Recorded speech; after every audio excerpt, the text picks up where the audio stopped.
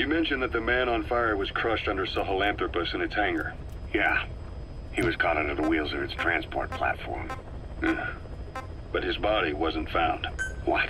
We searched the area the moment we arrived, but there was no trace of him. I wasn't hallucinating. I know. I trust you on that. That means someone must have taken the body. But when I got there, everything was still as it was. Even Skullface hadn't been touched.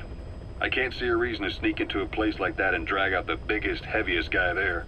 What are you getting at? Only option left is, he got up and walked away. That platform ran him over. Just ran him over. You're saying that's not enough? I don't want to believe it, but maybe not. He shrugs off bullets, even rocket strikes. There's no reason to think that would finish him. It seems ridiculous, but I'll start gathering eyewitness accounts just in case. If you dig up anything concrete, I want to know. You'll be the first, if I dig anything up. But I hope to hell I don't. No kidding.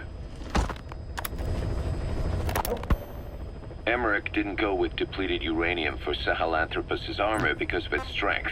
He had nukes in mind. Exactly.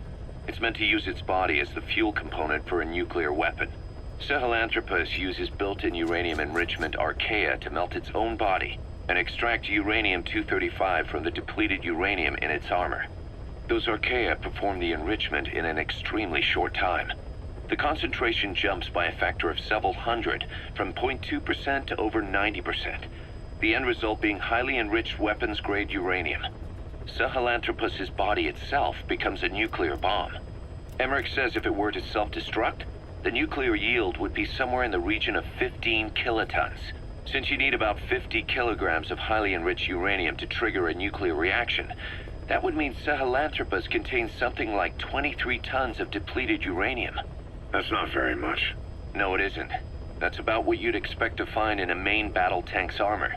The point is, it can be transported anywhere, even use its conventional weaponry on the battlefield, and the international community will never suspect a thing. I just received word from the R&D team and the transport team out of Afghanistan. They finished installing Sahelanthropus on the base. It's ours now. All right. Don't let any of the staff touch that thing. Especially Emmerich. Of course. That guy's crush on Sahelanthropus is beyond a joke. Guess he really wants to see his tech stand on its own two legs this time. That's not gonna happen. I know it. So you've got no plans to make it operational again? Damn right. Boss, I want to hear it straight from you. Hear what? What the hell do you want with that thing? The drive is busted. It's not like it has a nuke on board. Even if the metallic archaea could turn it into a nuclear weapon, all it can do is self-destruct. Sahelanthropus just isn't a weapon anymore. It'll draw unwanted attention without even being a deterrent. I know. The weapon's development strut sank 2 feet under that thing's weight. That's 1 year's drop in a single night. We've started on reinforcing the strut, but there's no guarantee it'll hold up if a storm hits. I know that too. Boss, why keep it? It's a mark. Us Diamond Dogs, we don't have a country to call home. That means we have no past, nothing to prove that we lived. Every one of us threw it all away when we came here. Sahelanthropus is a symbol to show that the likes of us brought at least one crisis to its end. A mark in history. So we can't just fade away. It's of no practical use to us. But we still need it. A symbol of what we've done. I'm glad I sounded you out on this. Snake, on behalf of all of us, I want to thank you. I don't need gratitude. I need security. Keep Emmerich away from that thing. Roger that.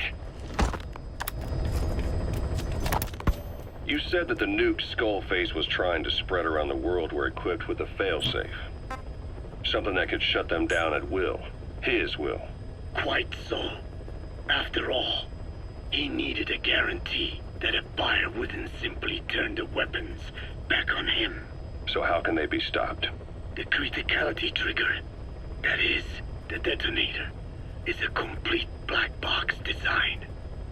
Any attempt to dismantle it causes it to melt in seconds, using the corroding archaea. The design ensures that no detonation is possible unless he disengages the lock. So he had a way to disengage it remotely.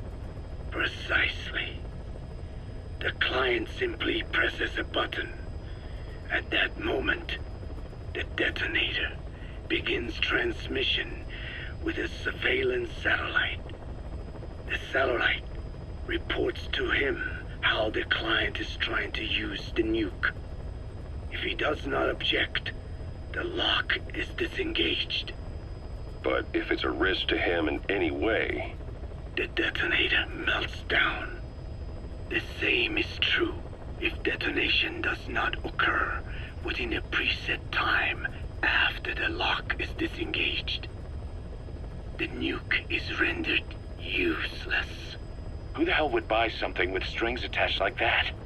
The client would never know until the moment they actually try to use it. Most likely, he would have explained the time delay as the detonators needing time to activate. And he only intended to sell to technologically primitive groups in the first place. Let me guess. He'd claim it was defective and offer a replacement. Shadier than a used car salesman. Skullface shakes your hand like a friend, using the other to control you like a puppet. This is how he works. This is yellow cake that Cypher was having the PFs transport. Before we met you, the boss recovered it from a truck crossing the savannah. Are there metallic archaea inside it? Yes, the archaea metabolize uranium-235 to subsist. They must be stored inside yellow cake, or they cannot survive. So those biological traces we took for impurities were actually the real cargo. Of course, they are deactivated, so they do not trigger a sudden enrichment. They are like baker's yeast. Yet, they do gradually enrich the uranium as they feed. I imagine you detected weapons-grade traces. Yeah, we did. And the malachite that was loaded on the truck had traces of uranium in it too. So that's the flower, huh? Skullface was gonna sell do-it-yourself nuke kits. The uranium-enriching archaea complete with a user's manual. And the ores with the uranium could be sourced by the client or provided by Cypher. Even the trace amounts buried in common ores can be enriched to weapons-grade uranium by the metallic archaea. Proving that must have been the most important factor of the trials. That and the ability to successfully prevent detonation. So if the amounts of uranium in the ores are low enough, they can get past any inspection. And you only need a tiny amount of the archaea to act as the yeast. No great challenge to smuggle that either. The first step towards saturating the world with nukes. His plan. That was not my intention. My only goal in developing the metallic archaea was to save the Dene. What made you think a tool for creating undetectable nuclear weapons would save your people? After 70 years, the Dene reclaimed the Navajo Nation from which we were banished. We bore all the hardships of poverty. But we were proud to live off the land we called our own. But in the moment the atomic bomb was dropped on Hiroshima, everything changed. I don't get it. The nuclear arms race between the US and the Soviet Union began with the end of the Second World War. Suddenly, there was a massive demand for uranium. And it was our ill fortune that the ground beneath the Navajo Nation was rich with uranium ore. The Black Ana government set up mine after mine, and many of the Dene worked them, never informed of any danger. Every day, they went to work with no protection. The slag was simply piled out in the open. When rain fell, uranium traces left behind would seep out, and when the ground dried, it was blown about as dust. Land and water were contaminated, irradiated. Many of us became sick and died. That pain lives on to this day. I had no idea. Wanting more than anything to revive the land my forebears left to me, I was delighted upon discovering microbes that eat uranium. If they could be domesticated, I believed we could rid our land of uranium. Were you successful? No. The research called for funding on a colossal scale. But nobody was willing to invest with no prospect of a return. And that's when Skullface showed up. Correct. I can save you and your people. We share the same will. That is what he said to me. And I believed him. Black Anna forced me to abandon my uranium cleanup work and focus on nuclear weapons. And he held all the Dene hostage. Today, the uranium mines within the reservation are finally closing down. It is simply less expensive now to source uranium overseas. New victims, different places. But uranium is a tactical resource. To rely on a foreign country for it is a difficult decision to make. And he was in the perfect place to influence that decision. He could have condemned your people to the mines forever. The contamination comes not only from uranium. The fallout from the Nevada nuclear tests also settled on our lands. As if our fortune were not already bad enough, we are also downwinders. To save the Dene, I must complete my original research. Code Talker. Haven't seen you eat a single thing since you got here. Let me guess. Photosynthesis? Oh? What makes you say that? Well, a long time ago, I knew someone with a similar ability. Well, you are correct. Most of my body is covered with parasites. I supply them with water, and in return, I receive sugars they produce when exposed to light. It isn't just my skin either. The parasites also act as my eyes. They have replaced many of my internal organs as well. It is thanks to them that I live on after over a century. How did you obtain them anyway? Through your research? I would like to say as much, but there is more to it than that. Let me take you back 20 years. I had hit a dead end with my parasite research. Then I was approached by a foundation. They said they had a sample of an unusual strain of parasite. Which foundation? Apparently, they had links to ARPA.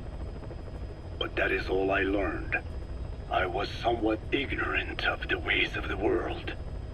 Just being able to study it was enough for me. Yeah, I've heard that before. Go on. Half in doubt, I visited them to discover the body of an old man. Well, to be precise, his partial remains. A collection of parts, you could say. The man had died in an explosion. An old man, you say? His flesh had not decomposed. In fact, the tissue's cells were still metabolizing. The parasite had infected, or should I say assimilated with, the tissues, and was keeping them alive.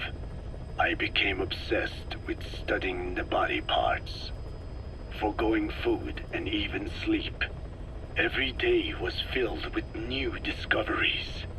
The parasite's biology, internal anatomy, life cycle. But there was only so much I could learn through observation. And so I made a decision. To truly know the parasites, I had to live with them. So, you implanted them inside you from the dead man's flesh? Correct. It was quite a gamble, whether or not they would adapt to me. But fortunately, it appears I was compatible with them. Or perhaps, through my many years of research, my immune system learned to tolerate them. Were they that body's only parasite? Yes.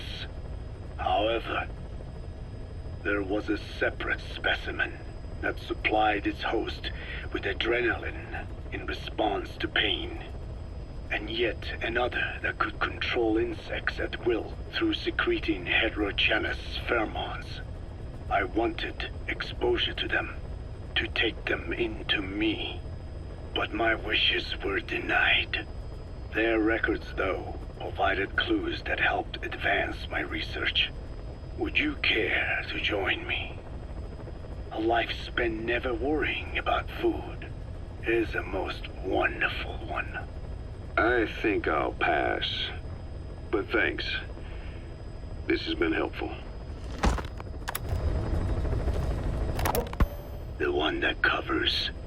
The parasite that lives on the surface of the skull's bodies is what gives them their power.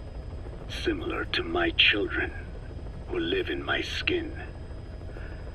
I modified the parasites I isolated from the body of that old man, differentiating them with various abilities. One that can blend perfectly into its surroundings by exposing the pigments in its cells at will. Another that, by harboring multiple species of metallic archaea, can oxidize and reduce metal. Isolating the one that covers and transplanting it into an artificial medium should provide the same abilities as the skulls, but they can only subsist within a human body.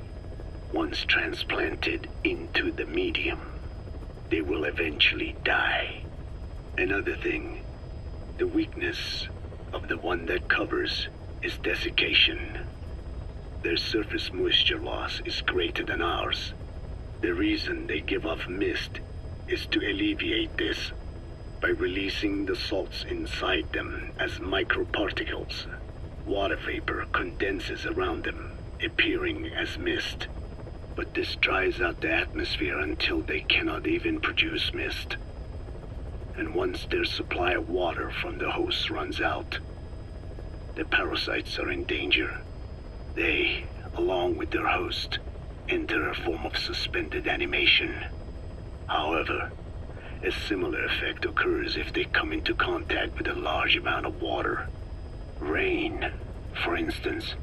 The one that covers will temporarily abandon other processes in his eagerness to absorb the water. Pitijolone. Make the weather your ally. Skullface has finally burned out. The world is rid of his existence at last. Was he still alive? You could say that. But you could also say he'd been dead for decades. What's that supposed to mean? Biologically speaking, it's hard to say how much was his life. Side effects from the treatment? No. The primary effect. Keeping a dying host alive as long as possible. That is the whole point. But in the end, he grew too dependent on his children. As if he had any other way to keep on living. He first underwent parasite therapy before the Soviet Union became his home. His body was horribly burned. Fire washed across his thin young frame and stole his skin and his throat, even his lungs. Only through repeated therapies could the parasites keep him alive. Most of his life became something the parasites gave to him. And then he lost the ability to die. That is correct. The parasites live on past the host's death, cell composition. At that stage, there is no way to extract them from the host cells. There is no way of knowing when the last cell of Skullface's body would die. The only choice was to burn the whole thing. And his children, along with it. And I am one to talk. When my life is snuffed out, I expect you to treat my body the same way. And when I burn, I will truly be one with my children for the first time. You say there were 3 English vocal parasites. According to Skullface, yeah. Skullface had 2 of the English strain with him. You burned both of them. There was an oil fire. I tossed him in. So that just leaves 1. And you tell me Skullface said he used it. He said it was very close to me. Very close. One of your comrades, or someone ordered to kill you. Or he could have been speaking metaphorically. Metaphorically? Close to your spirit, close to your heart. Someone who either loves you or despises you. The second one makes a long list. Whichever it is, act with caution. Skullface implanted English language strain. Who it is irrelevant. Why? I tell you what Skullface really meant. Very close to you means you will be exposed. All the infected here have been given the Wolbachia. Even if the vocal cord parasites infect them now, they cannot reproduce. But if there's a different host among us, host to the English strain. If that were the case, we'd see the symptoms. What about the non-English speakers? We have plenty of those, but the staff use English as a common language. But if that someone has not spoken English yet, and begins to speak it now, there'd be another outbreak. The final mating pair of the English strain must be found immediately. Skullface is gone, but his threat still remains. On this base, do you see what the final mating pair is? With him dead, those parasites are the stain he wished to leave upon the world. His thirst for vengeance. In the flesh. Think. Does anyone here bear a grudge against you? Who would target you, specifically? The ethnic cleansers that Code Talker mentioned, they weren't Skullface's true goal. All we have is circumstantial evidence, but here's my theory. It was Cypher who started developing the vocal cord parasites as bioweapons, parasitic weapons, and Africa was the testing ground for them. As Code Talker said, their purpose is the ethnic cleansing of only those who speak a particular language. So they could do a weapon of mass destruction to eradicate specific groups, races, ethnicities, or colonies by the language they speak. Or a kind of absolute language control. Or maybe a tool for those arrogant fools to build some misguided utopia. I can see plenty of uses for them. However, in practical terms, they wouldn't be as dangerous as you'd think. Counteracting the parasites is easy, after all. Cut them out of your throat to save your life, or just don't talk. That also prevents the infection from spreading. So if the international community were to find out about them, they'd no longer be the threat they were conceived to be. In which case, their targets would be limited to minority groups as a deterrent or a terrorist tool. It's hard to imagine Cypher developing something like that as a main weapon for their arsenal. That leads me to think we've only tugged on one little thread in Cypher's grand tapestry. An obscure corner of their work, possibly forgotten altogether. In any case, things changed. When Skullface was forced to relocate to Africa and he saw that thread dangling. All the time he continued that research, he was secretly following his own agenda. The ethnic liberator parasites. His English language strain. Skullface said there were only 3 samples of the English language strain parasite, and I think we can believe him. Bringing his ethnic liberator's plan to fruition depended on creating an English version of the vocal cord parasites at all costs. But an English strain would have been useless to Cypher. Worse, it could have destroyed everything they'd built. It was the one type they couldn't allow. That means Skullface was forced to develop his English strain out of sight of Cypher's network.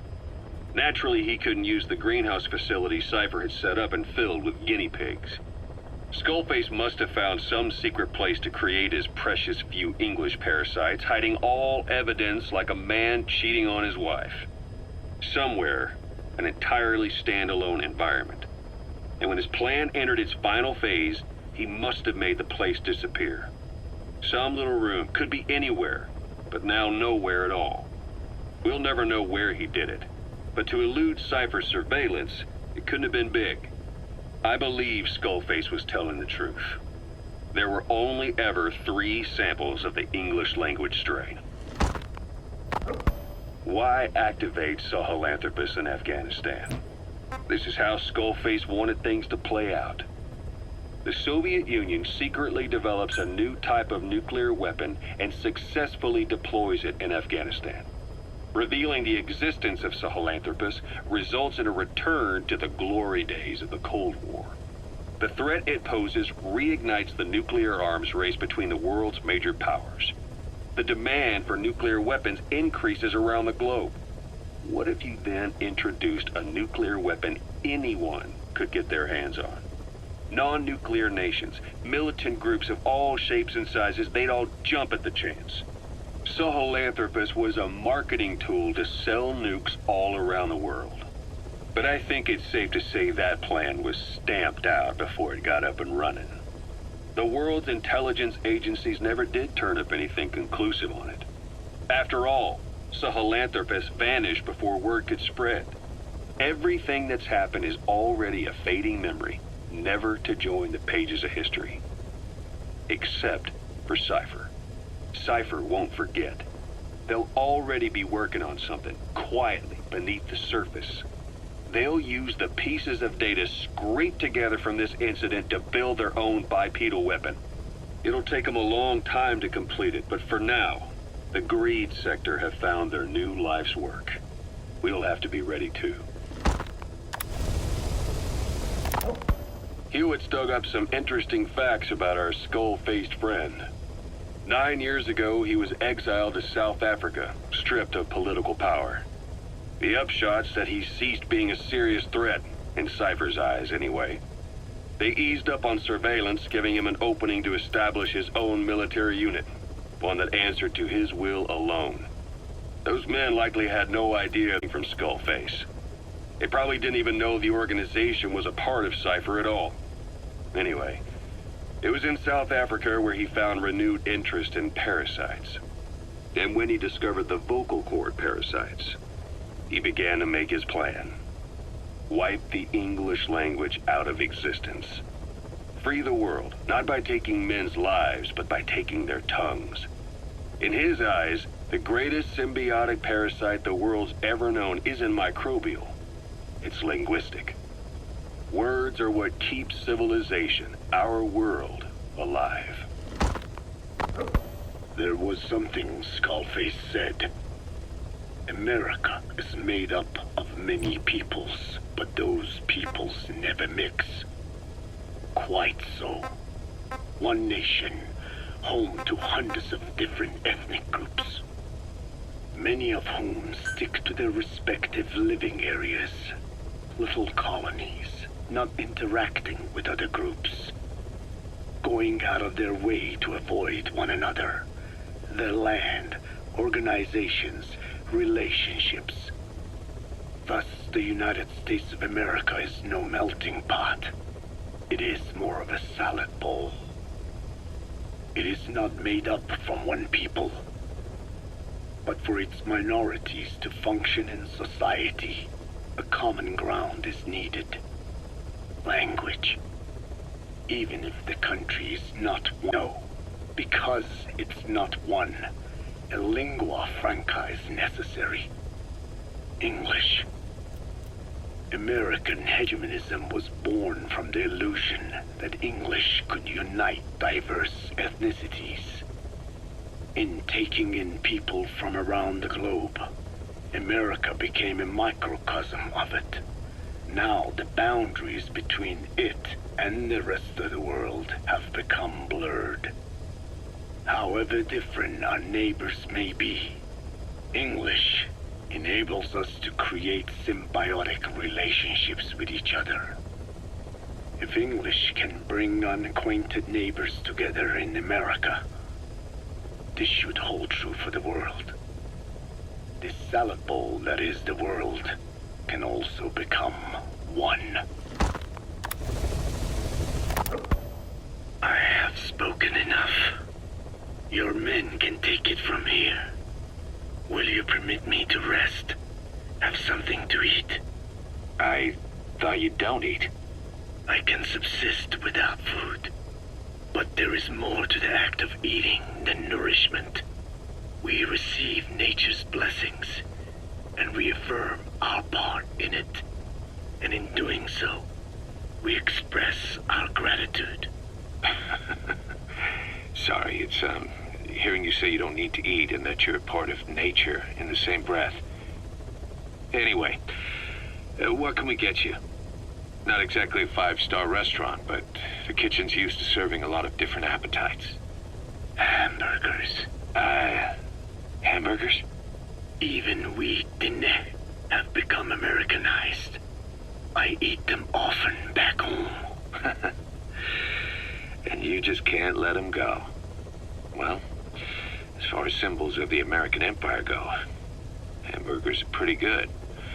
The victory of capitalism. Your people suffered so much at the hands of America, and you ask for hamburgers. We have suffered more than you can know. But I do not see hamburgers as an accomplice. A single dish, providing a balanced helping of nature's blessings. Meat, grain, and vegetable. How could anyone hate such a magnificent thing? Says the guy who can survive on photosynthesis. Balance has nothing to do with it. You just like a good burger. That is also true. Be warned, though. I have very high standards. Don't worry. I do too. All right then. One good old-fashioned all-American icon coming up. I look forward to it.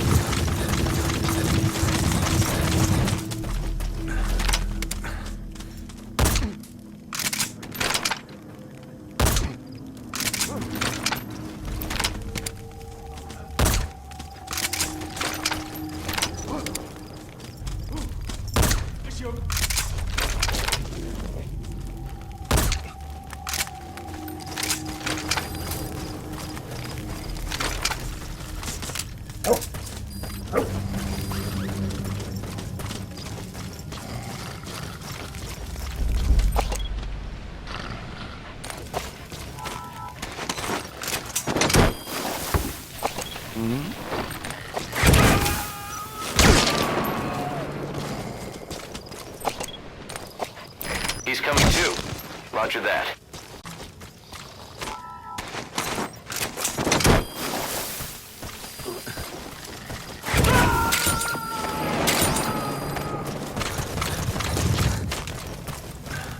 You gotta extract him.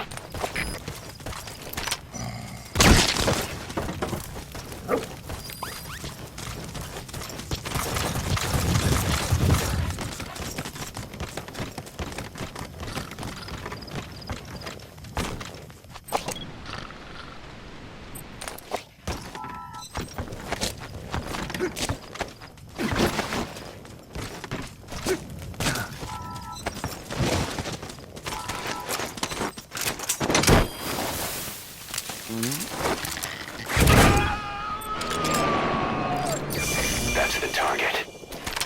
I remember him. He was off base during the attack 9 years ago. Bring him home, boss.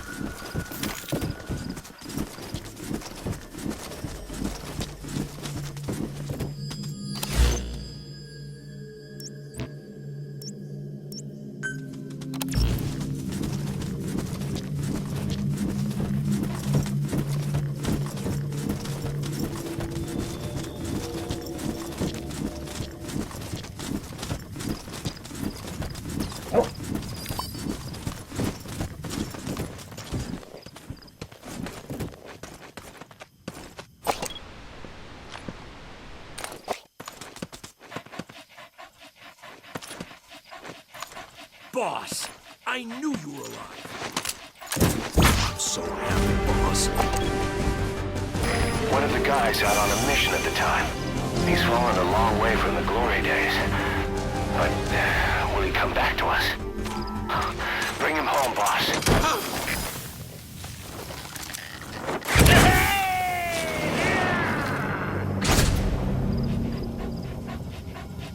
Subject on board. Leave the rest to us.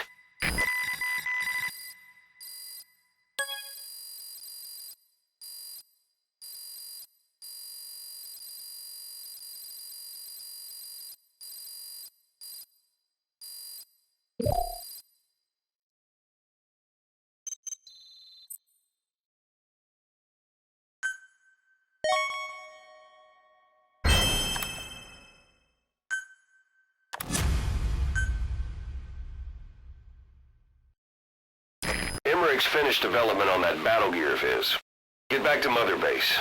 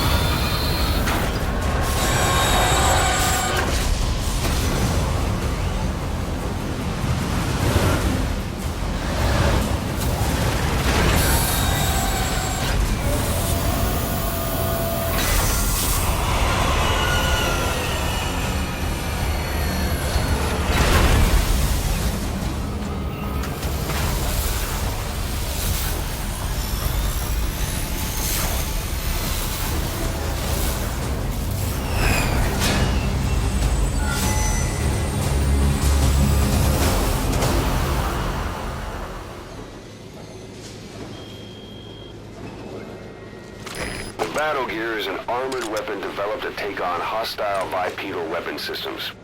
But unlike the Soviet-funded Walker gear, the battle gear still hasn't been properly field tested.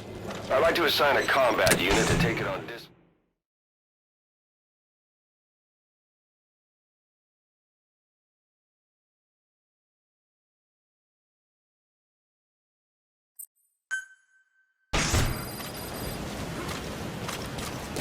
Boss, we need evidence to prove our suspicions about Emmerich. Head to the central base camp in Afghanistan and recover that AI pod. It's time we purge Diamond Dogs of that traitorous parasite once and for all.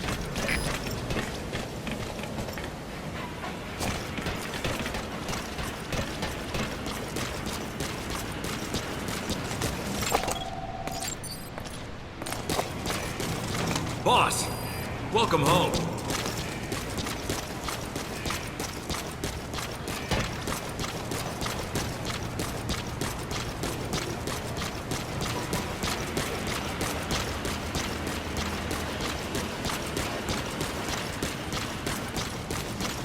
Thank you for stopping the infection, boss.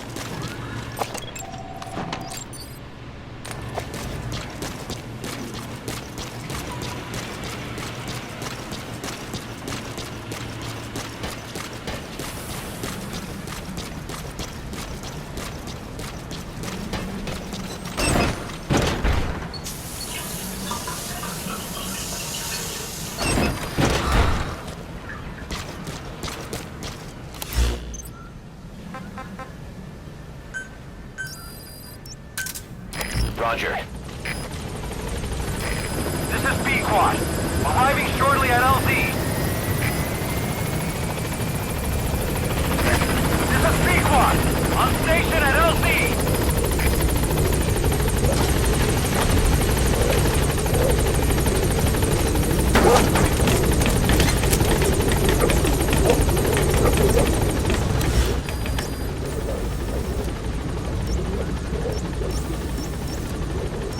Heading for objective.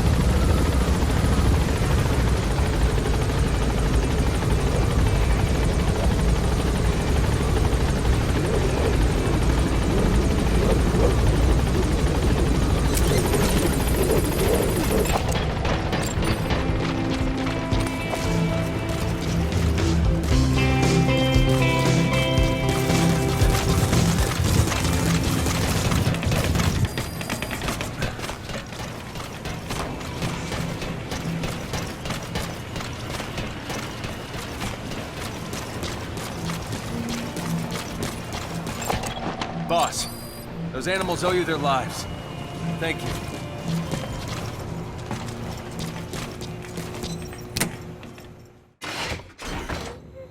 Oh, Snake!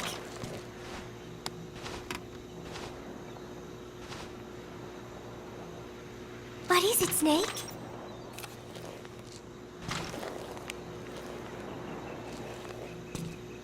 Gallo Pinto! Amanda and I taught Cecile how to make it. She picked it up so fast. I was really surprised. I guess Parisians have cooking in the blood. Are Cecile and Amanda doing okay? I wonder why they haven't visited. I'm sorry, Snake. My head hurts. Could you let me rest?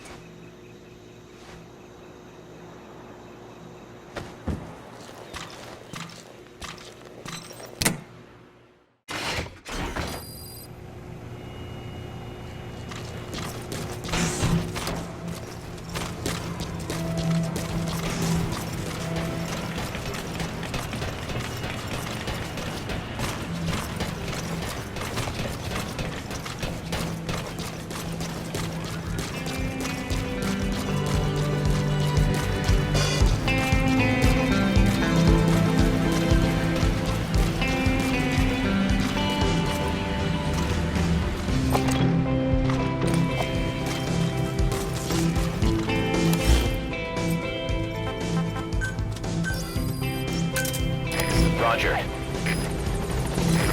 This is B-Quad. Arriving shortly at LZ. This is B-Quad. On station at LZ.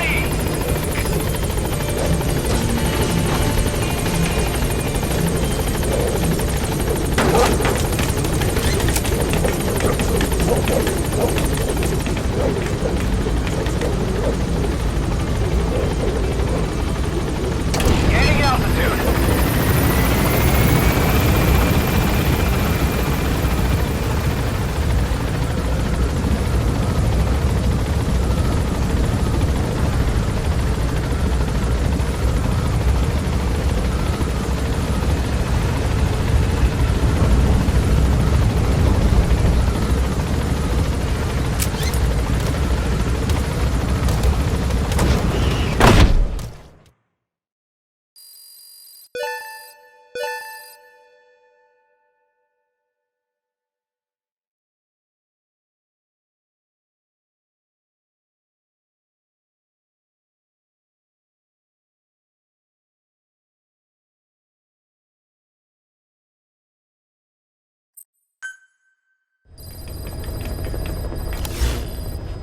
Boss, we need evidence to prove our suspicions about Emmerich. Head to the central base camp in Afghanistan and recover that AI pod. It's time we purge Diamond Dogs of that traitorous parasite once and for all. So, as if putting me on stage to sing was not enough, Miller even expected me to write the lyrics. He even said he had thought of the title already. Love Deterrence. As if he had done the hard part. Deterrence, love, deterrence? Deterrence it is when nuclear weapons prevent war, right? I do not see how love fits in. But he was playing, so I just sat and listened to the tape of Miller's backing guitar and the professor's melody over and over again. I guess the melody is more Professor Galvez's creation than Miller's, but on the whole, I think it is actually a good song. First, it goes for your heart with a sorrowful opening, but then you feel revitalized as the song goes on. Miller grew up in post-war Japan. Maybe that is why the song has that kind of balance. Long ago, I heard some Japanese music called enka, I think. It sounded this way, but I wonder why it has to sound sad in the first place. Miller called it Love Deterrence. Doesn't that mean he had a love song in mind? All I see of Miller and women is the way he fools around with a lot of them at once. But maybe he has had his heart broken too. And what about me? I found myself thinking about Chico and Snake as well. I know Chico has a crush on me, so naturally he should come to mind. But why Snake? He saved me, and I feel indebted to him. But I thought that was all he meant to me. Why does my heart flutter when I think of him? It is embarrassing to be unable to control this emotion. There has to be a way to suppress it, to forget it. But maybe that is what love deterrence is? With that thought in mind, I went to my desk and began to write and write. Just 3 days left until Peace Day.